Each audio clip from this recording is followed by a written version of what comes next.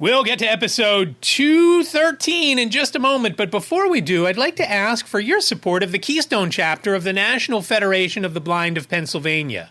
Go to supportkeystonechapter.org to make a donation. And while you're there, if you can, check that little box that says you'll cover the fees. Any amount would be greatly appreciated, even $1 or $2, especially if you check that box. Again, supportkeystonechapter.org to make a donation. Thank you so much for your support. I really do appreciate it. From Studio B in Swarthmore, this is the iCantCU podcast with David. It's like blind people for dummies. Hello there, and welcome to episode 213 of iCantCU. My name is David, at David Benj on all the socials. I really do appreciate you joining me for today's episode, and I've got a few things to talk about as usual. And I'm going to lead off with a fantasy football update, a Frenemies League Championship update. Going into Monday night, where I had 3 guys playing, I was only 19 points behind. And the first thing I thought of was, how am I going to lose this? It's just something that happens to me. There's always some crazy out of the normal situations that happen where, as I've mentioned a million times, I hear the phrase, I've never seen anything like that before. And I guess as someone who has been visually impaired his whole life, there's a lot of things that I haven't seen before, even when I experience them. So, of course, I was watching Monday Night Football, and everybody knows what happened. And it's not just an injury that maybe end a career. This was a life-threatening injury. Again, never happened before on an NFL field during a game. And while I at first thought, well, it's just an injury, why can't they keep going? And then I realized, wait a second, this is life-threatening. This isn't a Joe Theismann broke his leg in a weird situation where the bone was coming all crazy. This was, he could live or he could die. And fortunately, it looks like things are going okay for Hamlin. And as of the time I'm recording this Thursday afternoon, so all the best to him. And I'm glad that he's going to pull through, at least it seems like at this point, because that's just going to give the players even more concern as they take the field this coming Sunday and think about what went on. Again, just one of those freak things, and it could happen in anybody's job. But it reminded me, after I was thinking about it and watching the coverage for an hour or so, it reminded me of when Liz and I were walking across the parking lot at Xfinity Live after we had won yet some other either meet and greet or merch or whatever we won at one of the Alt 1045 summer shows. I said to Liz, wow, what's the story? What's going to happen? I just can't imagine. We won almost every time we went to one of the summer shows. And the summer shows are free. And so it reminded me of that because, like I said, I was only 19 points behind. I had Joe Burrow, I had T. Higgins, and I had Jamar Chase to play. If you told me I would only need 6 or 7 points a guy to win, I would have said, no problem, it's in the bag. But I knew that when I saw that, I thought, what is going to happen? I didn't think I was going to win. I thought I could win. But I thought there's a better chance at something crazy happening, and something crazy did happen. So it was determined yesterday by Commissioner Colin from Yahoo that Frank and I would be co-champions, which I'm happy with. I hope Frank is happy with it too. It is just crazy how stuff like that always happens. And again, never seen anything like that. And I actually chuckled out loud because I don't remember who it was. I think it was Troy Aikman said, I've never seen anything like this before. Again, we're not talking about run-of-the-mill people that are saying this. This is doctors telling me or attorneys telling me when we were trying to get a variance to build a building on a property that we owned. Just all sorts of different professionals saying things like that. And I had to chuckle when I heard that because it's just what it's just my thing. It's just what happens. And it's happened to Jane as well. And it's almost like it's a curse. And Jane always tells me, you got to go drink the onion juice from, I forget the movie. Shia LaBeouf was in it. We had read the book when the kids were younger, before the movie came out. But yeah, it's like that. So I'm ready to drink some onion juice and carry somebody somewhere. Just let me know where and where the onion juice will be. So, Frank, congratulations on our co-championship. I think it's kind of cool that we're sharing it. And it was a lot of fun. I'm kind of disappointed the season's over now, because when Sunday comes and I'm watching Red Zone, I'll be thinking, oh, doesn't matter. Doesn't matter that guy just scored on a 75-yard bomb and that would have gotten me X number of points, because it doesn't matter. Everything is done. So in hockey, I won 9-0. And I was surprised because it was pretty close till the end. But I had jumped from 4th place to 2nd place.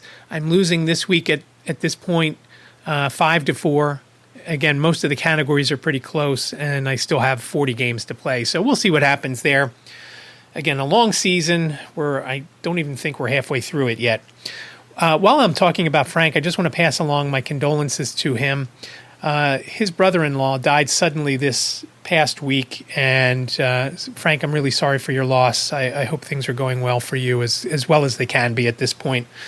But again, my sympathies to you and Heidi and your family. One of the things we've done in the last week since we last spoke was try to find furniture for Jane for her apartment. Because she and her roommate were each going into separate apartments now, Jane doesn't have a couch and she doesn't have a coffee table. Basically, she has bedroom furniture and a desk. So she needs a couch and she needs a coffee table or some end tables or something like that for her apartment. And she was looking, and she liked some things at West Elm, and she liked some things at Crate and Barrel. But one of the issues with her was that her front door is only 28 inches wide. And that posed a problem for most of the things from Crate and Barrel. So we kind of nixed them because we didn't think many, if any of them, would fit through. And there were one or two pieces from West Elm that she liked, but again, same thing. She wasn't 100% sure they would fit through. The one that she really, really liked, when we went and looked at it, she just thought it was okay, and she would be settling on it. Now, she did see a couch there that she liked, and we thought would fit through, but it was leather, and she was leery about buying leather. And she heard some things, read some things online about it not being durable. And it wasn't cheap. It was, I want to say $2,800 or $2,900, which isn't cheap, but today's dollars, that's, on the lower end, unless you go to Ikea, which we did. And we were kind of pushing Ikea mostly because we don't know how long she's going to be at this apartment. Maybe it's going to be a year. Maybe it'll be 5 years. We don't know. It's as I mentioned last week, it's in a new neighborhood for her in the Upper West Side, where she's used to being downtown. The only time she didn't live downtown was when she actually never stayed a night in the apartment on the Upper East Side. And she didn't want to do the Upper East Side now because her office is in Chelsea. So it would have required changing subways somewhere along the way, and her commute would have been well over 45 minutes. Just too long when you're only a few miles away. So the Upper West Side was one of the places she targeted, and obviously downtown because, as I've mentioned before, near the Fulton Transportation Center where she can get a subway to just about anywhere. So when she took this apartment, she thought, okay, we'll see how it goes. And moving is a hassle. This last week, we went up on her birthday, on the 2nd. We actually took her back on her birthday instead of her taking the train because she still had stuff at her old apartment. And so we also had a look around. But let me get back to the furniture. We went to Ikea to have a look at the sofa that she liked the looks of online. And we sat in it and we thought, oh, this is great. It feels pretty good. Don't know how durable it is. Honestly, the IKEA furniture that she owns, and in the past, IKEA furniture that we've purchased, and again, it hasn't been a lot of it, but, smaller shelving units and things like that, they've all held up really, really well. More than you would think when you're putting it together. And not very different and probably more durable than things you would get from Wayfair or Overstock or places like that. So when she sat in the couch and she liked it, and she loved the price because it was only $850 or $899 on sale, we thought, okay, she's going to get that one, and that was done. Now, I know she hasn't ordered it yet, and hopefully she will order it soon, but because she was off from work for a couple of weeks, she has been so swamped this week working. As she said, she works her day job from 9:30 to 6, and then her side hustle from 6:30 to like midnight. Last night it was until 1:15 in the morning. And it's just because of some staffing changes there that she's had to do other people's work who either left or didn't get things done before whatever happened. So while we were at IKEA, and it was a pretty busy day, we went in between Christmas and New Year's. I want to say we went on New Year's Eve to IKEA. So it was pretty busy. And I always like walking around there because I like the looks of the setups that they have. I like going into the little rooms, and I like that. I like checking things out like that, especially there because they have a couple of setups where they have, here's an apartment that's only X number of square feet. And it kind of gave Jane an idea of what she could do. As I mentioned last week, her apartment, she has some really big closets, one of which I would have used as a studio and an office. But she decided, and it worked out really well when we moved her in on January 2nd, she put her bureaus, instead of leaving them out, she could put them in this one closet. And they worked really well. And so she just had that much more room to play around with in her place. And that's once she gets everything situated, because right now there's boxes everywhere. Because that's one of the issues that she's kind of disappointed in, because she's been working so long. She really hasn't had time to put stuff away. So as we're walking around IKEA getting ideas for her, and she ended up buying a few other things. The cool thing was I had broken my tea strainer a couple of days before we had gone, and I said, let's see if they have one. She was looking at some things in the, I guess it would be called the housewares section, plates and pitchers and things like that. And they had this tea strainer, which we bought. It was $4, very exciting. And now I have one, and I can have I use loose leaf tea from T2, which I just like, I've never seen anything like that before. I believe it's been discontinued. It's called Pumping Pomegranate. And I think it's discontinued. I add that. I have a mix of that and black tea in the morning. And it just makes me feel good. If I don't have it after a few days, my body just really aches. And it's the latest of the teas that I drink to feel better and taste good too, but to feel better that have been discontinued. I started off with one from Tivana called Queen of Babylon, and that was discontinued a while ago. And right at the end, we bought pounds of it.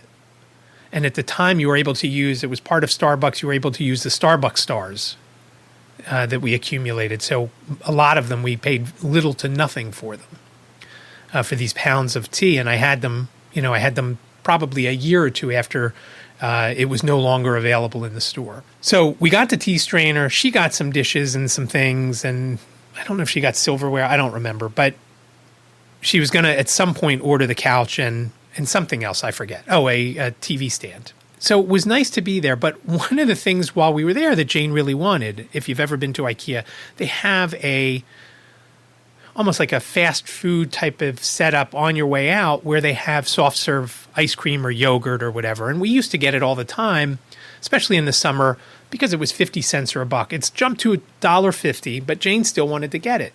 It's different now how you order it, though. Now you have to go to a touch screen. And I'm looking around, and Liz is punching in the order. I said to her, how would I order on this? And I'm feeling things, and I said, let me take a look. She's like, no, we don't have a lot of time. Just take a quick look. But from the preliminary check, it didn't look like there was any spot to plug in a headset, earbuds, whatever. And so if I was there, how would I order my soft serve if I were to get some? And I didn't get any that day. Only Jane got some.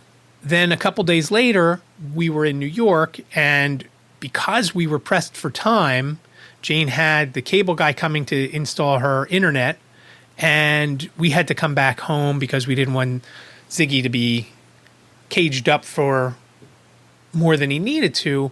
Jane said, you know what, McDonald's will be fine. We'll just have that for lunch instead of, we were going to have a sit down at an Italian place right around the corner from her new apartment. The place is called Serafina, which I know every time I hear that, I think of the Whoopi Goldberg movie from back in the day about South Africa. So we go into this McDonald's, and it was dark and dingy, but they did have the kiosks. And I know one of the issues with the McDonald's kiosks, and I don't know if it's still the case because I didn't investigate them because I honestly didn't want to touch anything in there. We didn't go over there because you could order at the counter. Now, it probably would have been easier for Liz to order at the kiosk because the girl behind the counter was behind plexiglass because of COVID, I'm guessing. And there was some loud equipment running, whether it was an air handler or some sort of food device cooking things in the back. Whatever it was, the girl couldn't hear Liz because she's trying to talk through this piece of plexiglass. And finally, the girl got our order right, and we got our stuff, and we got out of there and went back to Jane's apartment and ate lunch. The funniest thing was, on the elevator going up, lady saw us with the McDonald's bags and said, oh, we were just over there too. That is one sad McDonald's, huh? And we agreed. It was just, again, dark and dingy. But again, I point out the kiosks, and in some restaurants, I've heard that that's the only way you can order. I can't tell you the last time I was in a McDonald's. I don't know when it was. But I know somebody from the NFB National Center had a group of people in New York, and they couldn't place their order at a McDonald's in or near Times Square because all these people were blind and there was no way to order. There was no accessible way to order through the kiosk at the time. And again, I don't know if they've fixed that. I think of that every time we go into Panera because Panera also has the kiosks. But again, you can also order at the counter with them. Sometimes it takes longer to order at the counter because maybe there's other people that don't trust the kiosks, whatever. But it doesn't even give an option for me. And even if it did have a headphone jack, because of Apple's insistence on you buying something else, and it's completely incompatible with anything else, I wouldn't even have a pair of earbuds on me that I could plug in there. Because usually they just use the standard, 1.5 millimeter plug, as opposed to the lightning plug that Apple uses on their devices. Now, I've heard that they're changing that, but I don't think they have yet. So it just made me think of the accessibility. Then it made me start to wonder, if you're blind, who's going to go there on their own? Well, I could go there on their own. Maybe I need to pick up a couple of things and I don't want to pay the $50 delivery fee. And going there in an Uber on my own, I could do that. I could get in there and get what I needed and then want an ice cream or yogurt, whatever that frozen stuff is, and get another Uber and come home. It's not a matter of whether, if you're blind, you're not going to go there on your own or you're not going to use that product or service. You can't say that. You may be in business that may need that service. You can't just discount that, a blind person doesn't need that. So I don't know what the answer is there. And as it becomes more and more apparent that folks don't want to work at McDonald's or these other fast food places or many other jobs that are on that end of the spectrum, what happens to someone who is blind who wants to go and make a purchase, but there's only a kiosk, or that wants to look around. And I have to be honest, I would love to go up, and this was something that I've thought about after not being able to order and get the frozen yogurt on my own.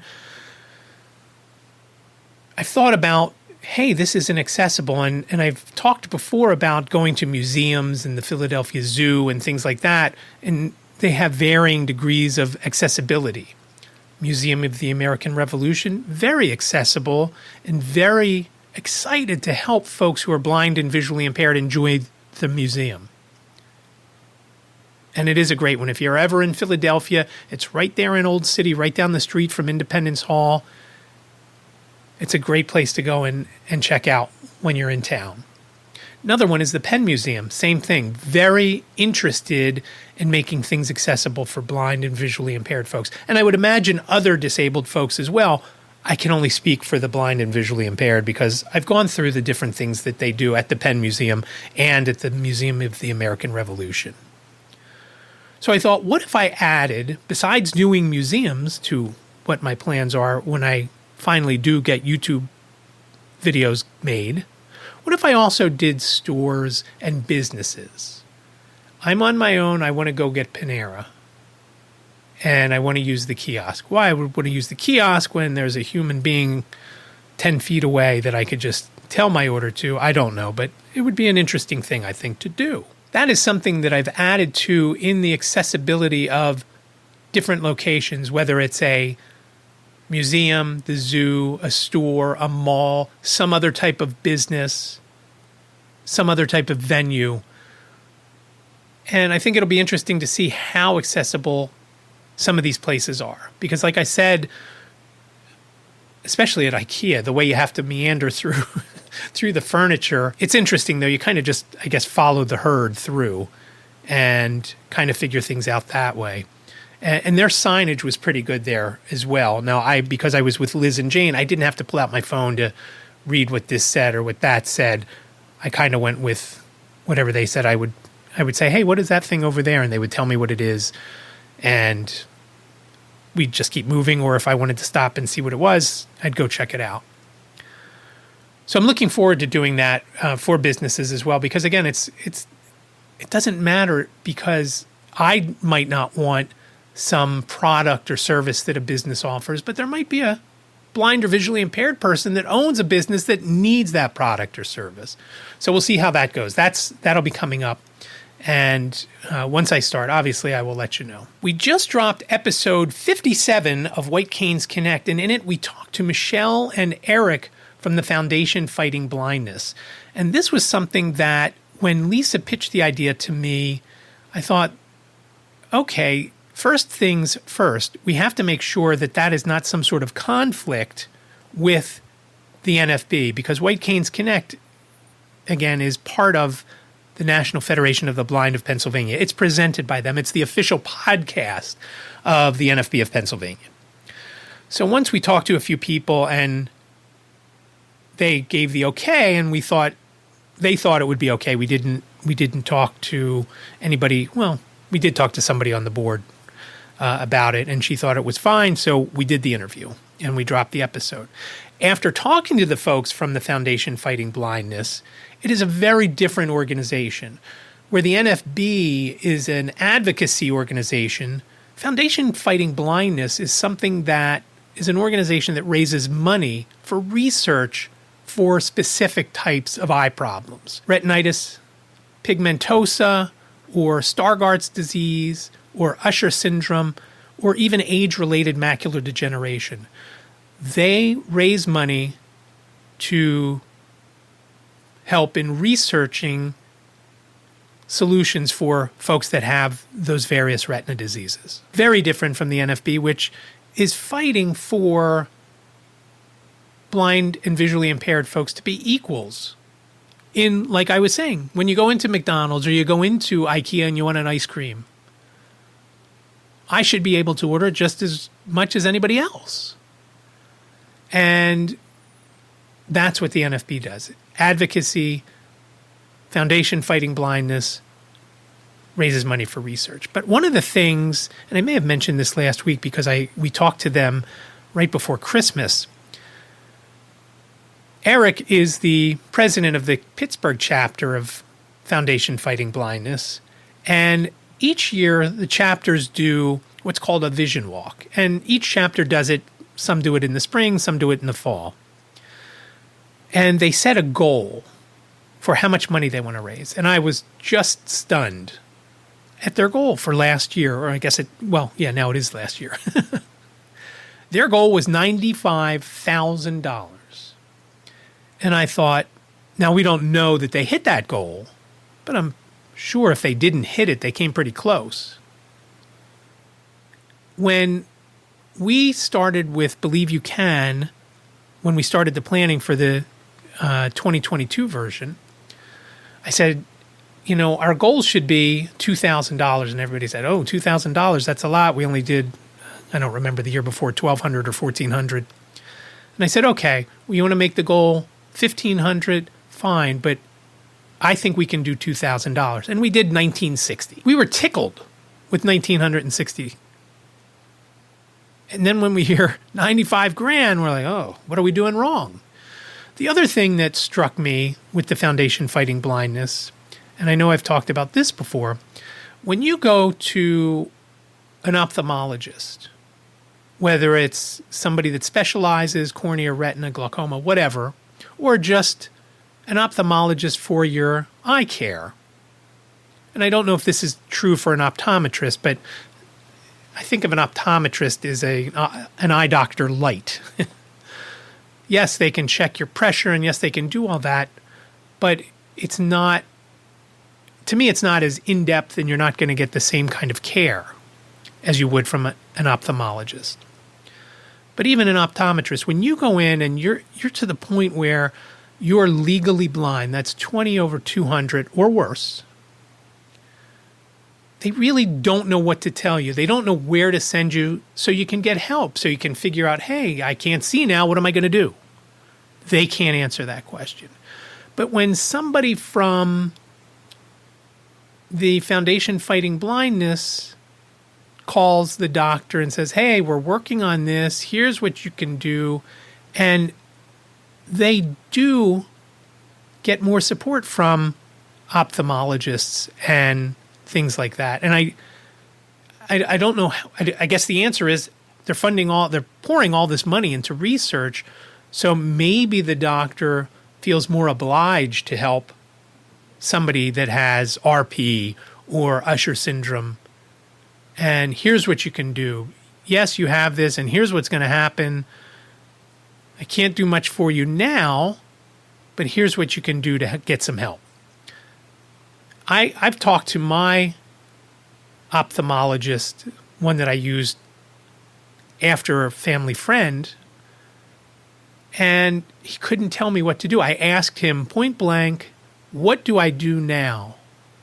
He said, I don't know what to tell you. And I kind of answered my question. I said, do I call, at the time it was called the Blind Sight Center in Chester, which is not too far from me here in Swarthmore. It's now called CBVI. And I will be going to them because they're going to help me put the screen reader on my computer and set it up for me on my new laptop. So they couldn't tell me. And we talked about this in episode 57 of White Canes Connect, that when you get to a certain point of your vision journey or your blindness journey or your vision story, whatever you want to call it, when you get to the point where you can't see that well, a lot of times the eye specialist can't tell you what to do to get some help. And again, with the folks from the Foundation Fighting Blindness, they constantly are speaking to specialists and eye care professionals and I guess giving them suggestions and making it known that they're donating and raising money for these different research projects. So I don't know if that's the difference, but it was a very interesting conversation with Eric and Michelle. And again, it's episode 57 of White Canes Connect.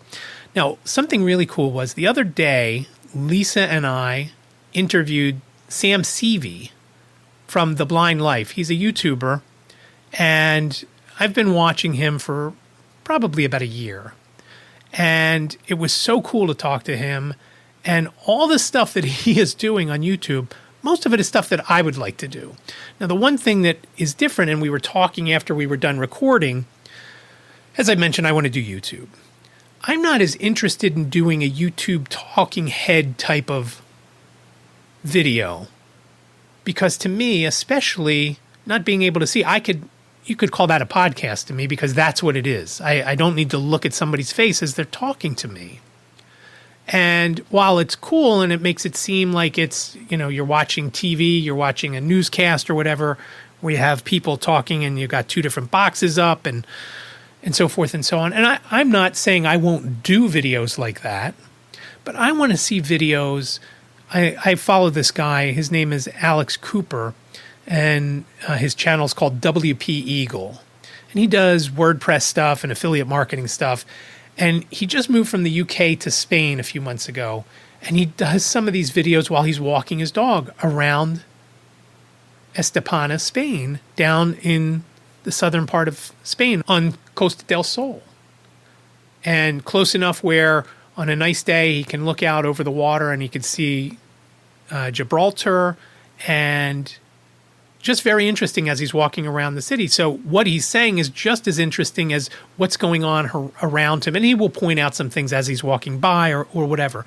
So I find things like that. But again, it's a little more difficult when you're blind and you're trying to use your cane and you really don't have a free hand. Now, Alex is not blind, but he's got the dog leash in one hand and he's got the camera in the other. So I guess not too different from holding a cane to holding a dog lead. But I want to do stuff like that. Like I said, I want to go to places and walk around a museum and see how accessible it is and show folks that it is or it isn't. And if it is, how accessible is it? Is it really accessible or somewhat accessible or wah, like the Philadelphia Zoo, fails miserably? And I throw them under the bus every time I can because it's just unreal.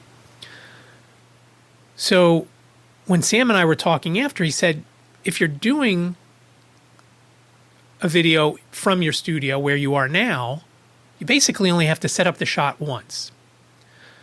One of the issues that I think I've mentioned, when I use my phone, if I were to use a microphone with it, I can't hear voiceover. Voiceover shuts off because when you plug something in, it's almost mimicking like you're plugging in earbuds or whatever. So he also mentioned that a lot of people use just the earbuds because then you can still hear voiceover through that. So I may try that. But it was so awesome to speak to him. And again, he's somebody that I watch on a regular basis. He just did some videos called The Working Blind, where he talked to different people with different jobs. And just like I'm going to do with Blind Bosses once I get that off the ground. And again, that has not launched yet because I do not have the intro and outro back yet from the announcer with the music and so forth. So waiting. I feel bad for Aaron Spelker because I said that was going to come out last week, and now it looks like probably not till next week at some point. But with The Working Blind, the series that Sam did, these different folks have different jobs. And again, just because you're blind, I could never be a chemical engineer, but there's a guy who was blind, and he and his wife do a podcast. His wife is sighted, and he's a chemical engineer or something like that. I could never do that in a million years, but he was trained to be a chemical engineer, whatever his exact PhD is in. So obviously he can do it. And he went through college when he had little to no sight. So that's something he could do. Maybe he can't do some things that I could do. I doubt it, but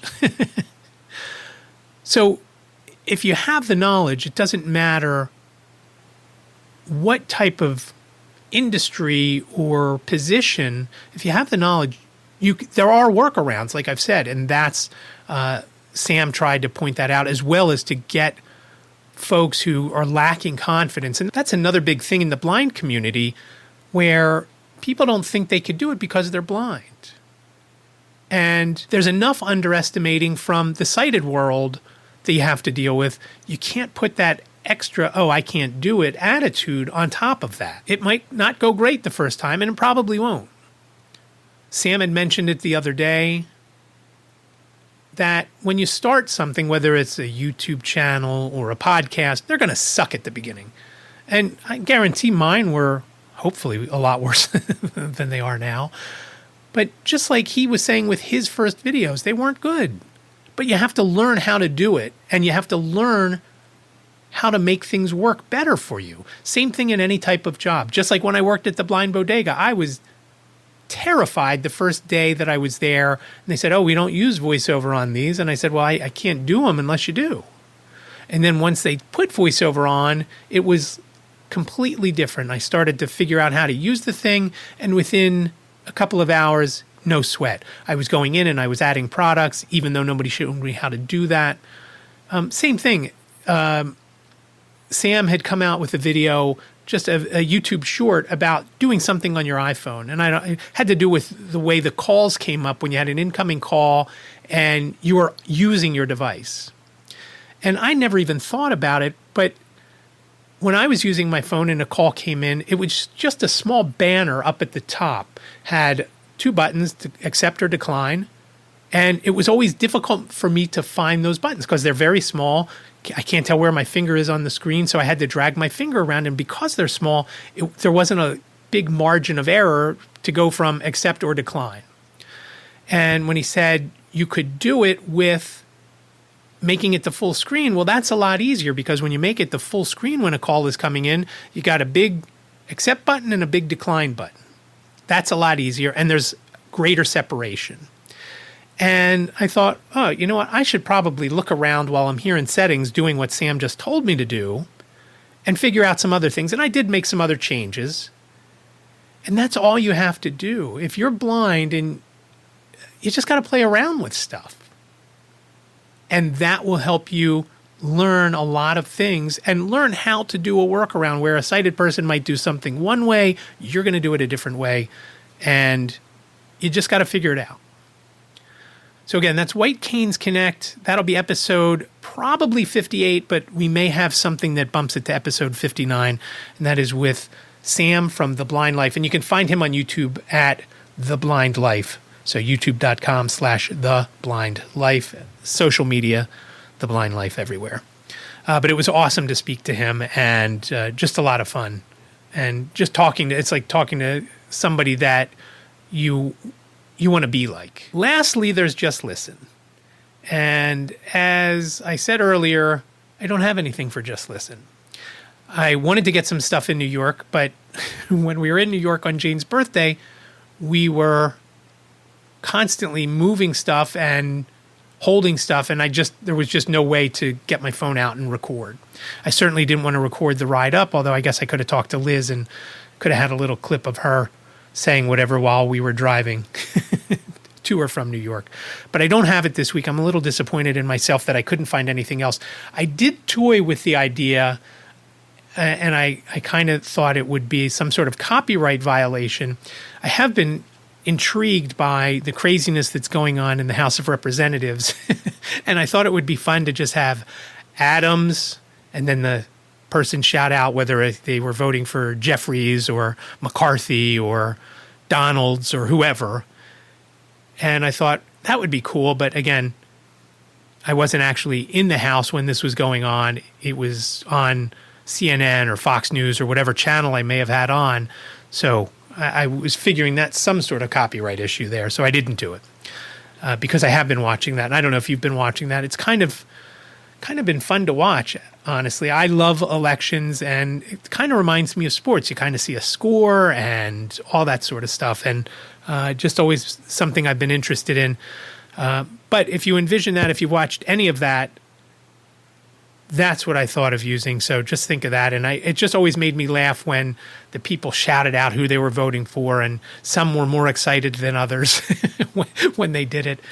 Just a lot of fun. But again, I apologize. No Just Listen this week. So that is all I have for episode 213. And just to point out, I thought it was funny. Last week was episode 212, and I talked all about New York. And of course, 212 is the area code in New York. So I thought that was kind of funny. For this episode, 213, which is the area code in LA, I've never been, so that's the end of that. Please reach out if you've got questions, comments, show ideas. Let me know what you're thinking. 646-926-6350. You have up to 3 minutes. Please leave your name and your town if you do leave a message, and I'd love to hear from you. Please reach out and say hi and tell me what's on your mind. Again, 646-926-6350. You can also reach out via email, iCantCUpodcast@gmail.com, iCantCUpodcast@gmail.com. As always, show notes are over on the website, iCantCU.com/213.